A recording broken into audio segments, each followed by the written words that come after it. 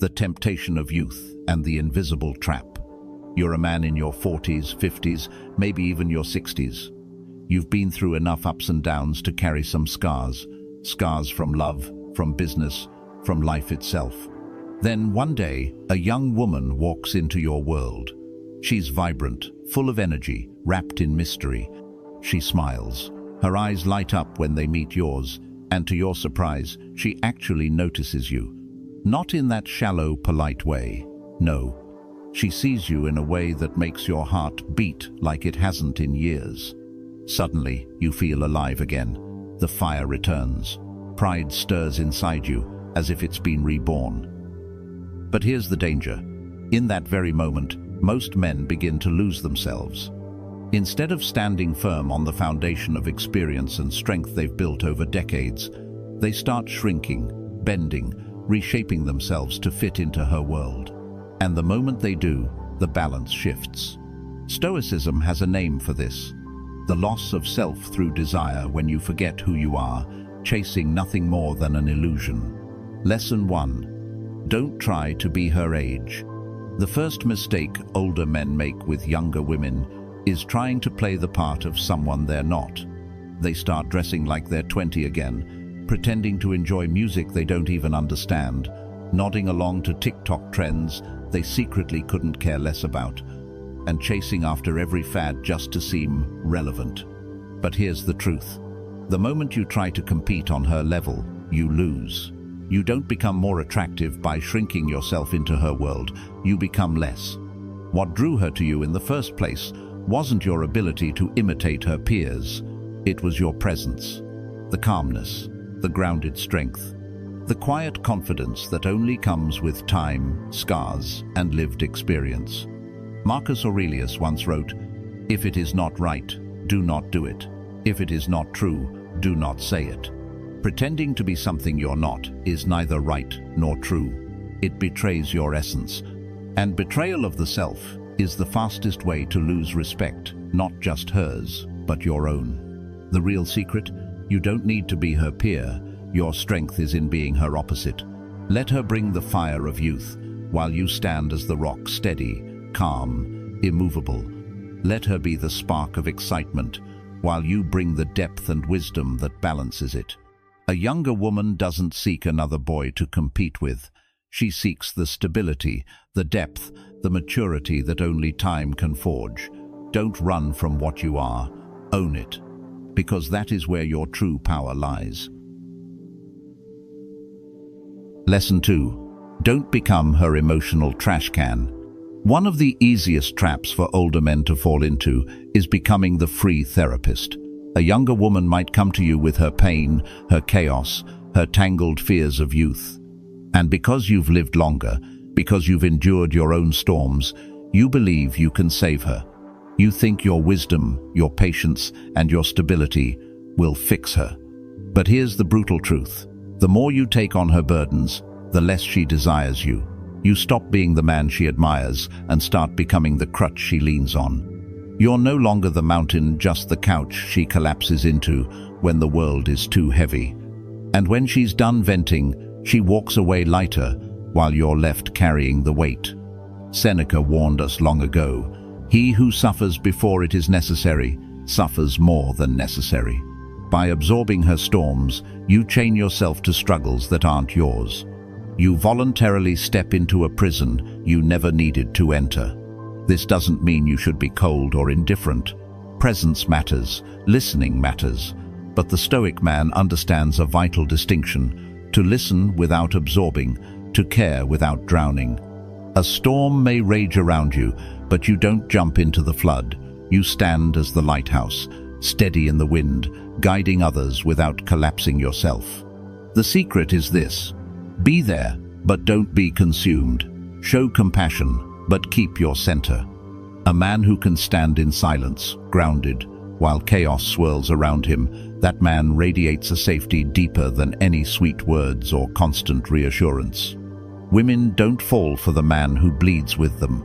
They fall for the man who bleeds less because he has mastered himself. In a world of noise, be the quiet strength. In a world of storms, be the unshakable rock. That is the presence a younger woman craves, not a therapist, not a savior, but a man who stands tall no matter what winds blow. Lesson 3. Don't chase her approval. When an older man fears losing a younger woman, he often makes a critical mistake. He starts chasing her approval. He compliments her excessively. He sends message after message, anxiously waiting for replies. He compromises on his values just to keep her interested. And slowly, without realizing it, he becomes less of a man and more of a performer, desperate for applause. But here's the paradox. The harder you chase validation, the faster it slips away. Approval is like a shadow, you can never catch it by running after it. The more you seek it, the more obvious it becomes that you don't have it. Marcus Aurelius once wrote, "It never ceases to amaze me. We all love ourselves more than other people, but care more about their opinion than our own." Imagine that. You've lived decades, you've built a life, you've endured trials, and yet a single unread text from her can make you doubt yourself more than all your years of experience affirm you. That's the power of misplaced dependence. A Stoic man doesn't crumble in the silence of others. He doesn't let indifference rattle his core.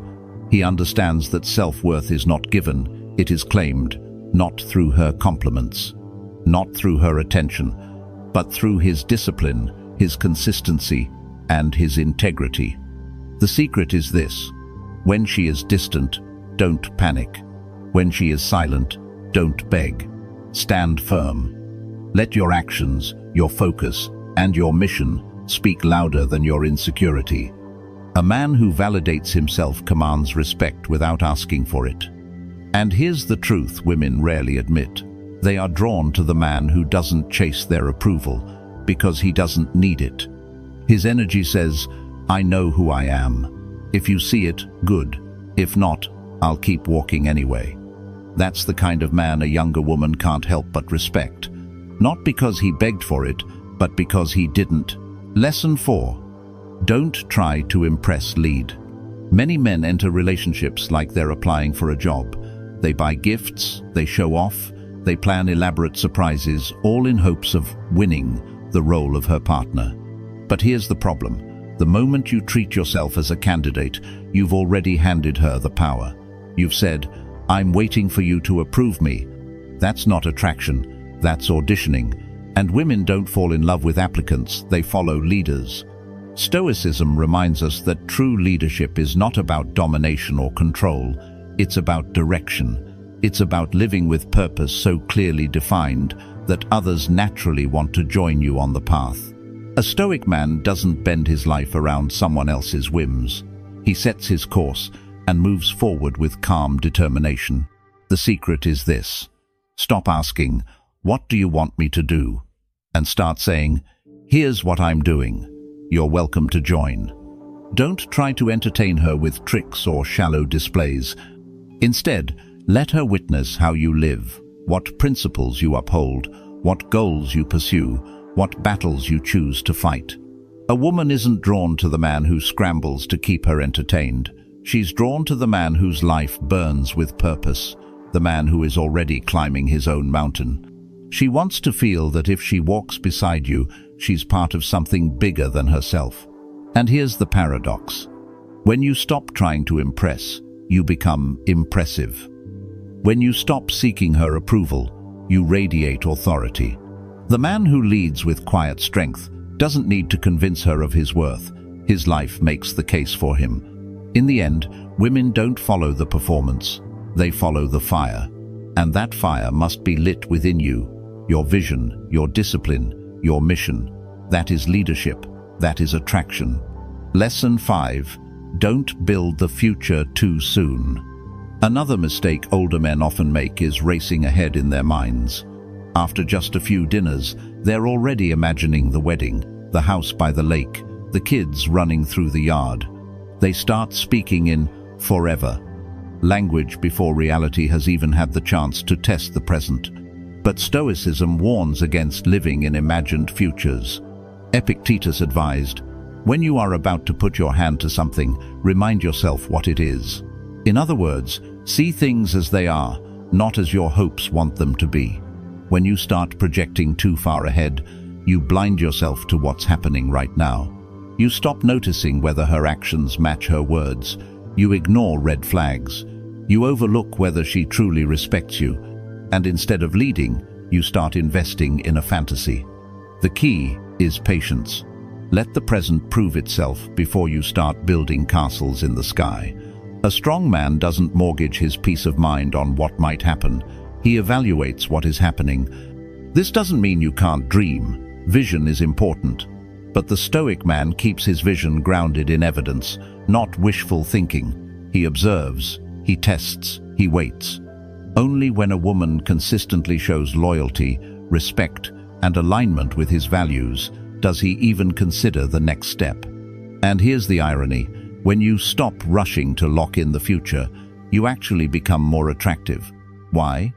Because you communicate abundance. You're saying, I don't need to tie you down to feel secure. I'm already secure in myself. That calm certainty is magnetic. Women don't admire the man who clings to a fantasy. They admire the man who stands in reality, unshaken, and builds only on solid ground. So don't give her a picture of a future you can't yet see.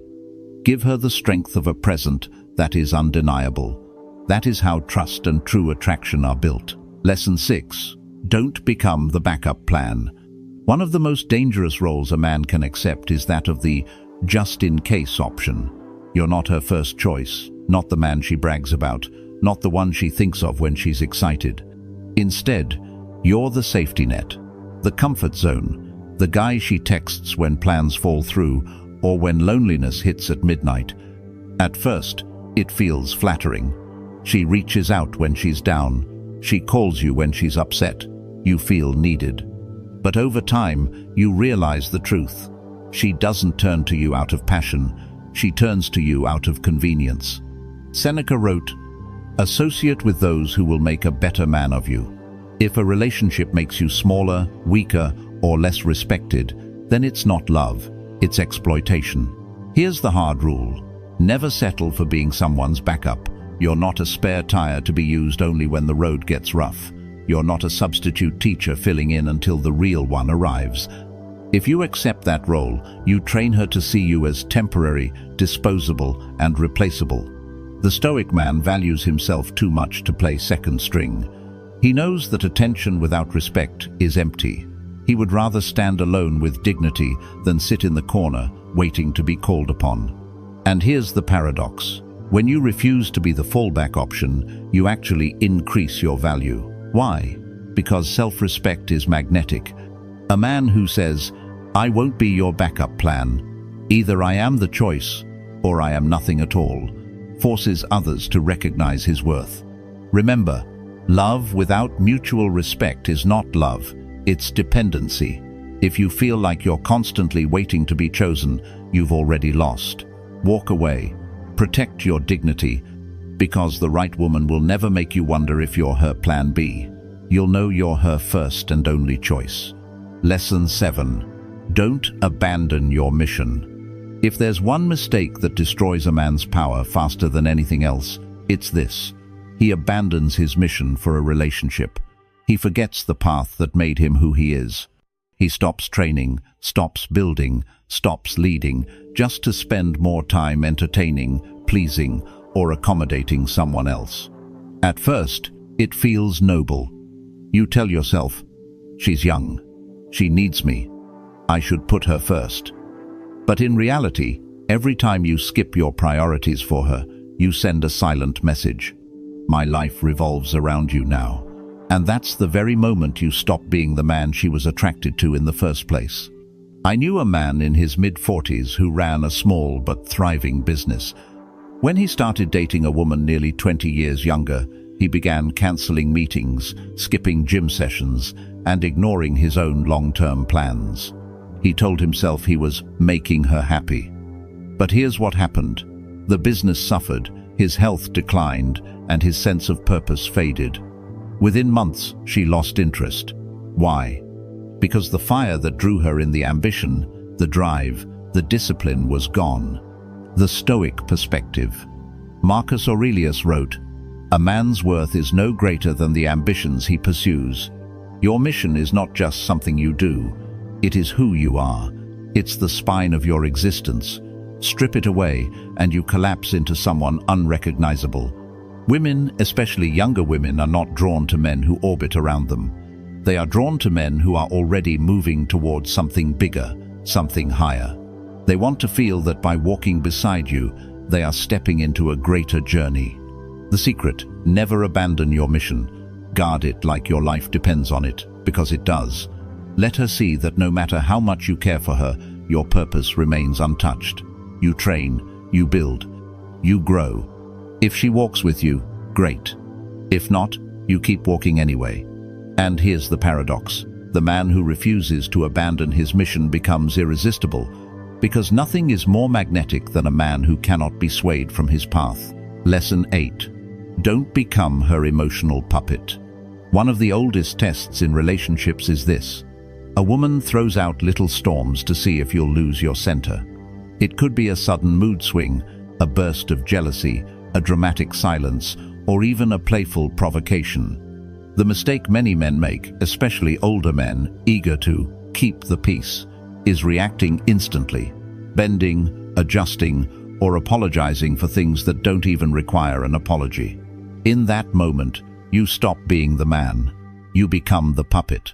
Every pull of her emotional string makes you jump. Every silence forces you to explain. Every frown dictates your behavior. And soon, without realizing it, you're no longer living by your values, you're living by her moods. Marcus Aurelius once wrote, "The tranquility that comes when you stop caring what they say or do. Only what you do." The Stoic man understands this. Peace is found not in controlling others, but in mastering yourself. The secret is restraint. When she is angry, you remain calm. When she is silent, you stay grounded. When she tries to pull you into a storm, you refuse to enter. This doesn't mean being cold or detached, it means being immovable. You are the oak tree that doesn't sway because the wind changes direction. And here's the paradox. The less you react, the more respect you command. A woman doesn't admire the man who dances to every emotional tune. She admires the man whose strength creates a sense of safety, because if he won't be rattled by her storms, he won't be rattled by life's storms either. So never let yourself become the puppet of someone else's moods. Stay rooted in principle, not reaction. A man who controls his emotions doesn't just protect his peace, he becomes unshakable in her eyes. Lesson 9. Don't try to buy her attention. One of the most common mistakes older men make with younger women is thinking they can buy interest. They shower her with expensive dinners, designer bags, weekend getaways, all in the hope that money will secure her affection. But here's the truth. What can be bought will never be respected. At first, it may seem to work. She smiles when you hand her the gift. She laughs over champagne. She posts the vacation on Instagram. But deep down, you know she's not attracted to you, she's attracted to the lifestyle.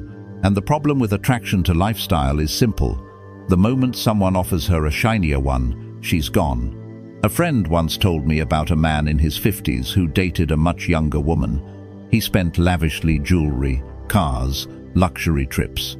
For a while, she played along. But when his business hit a rough patch and the money slowed, so did her interest.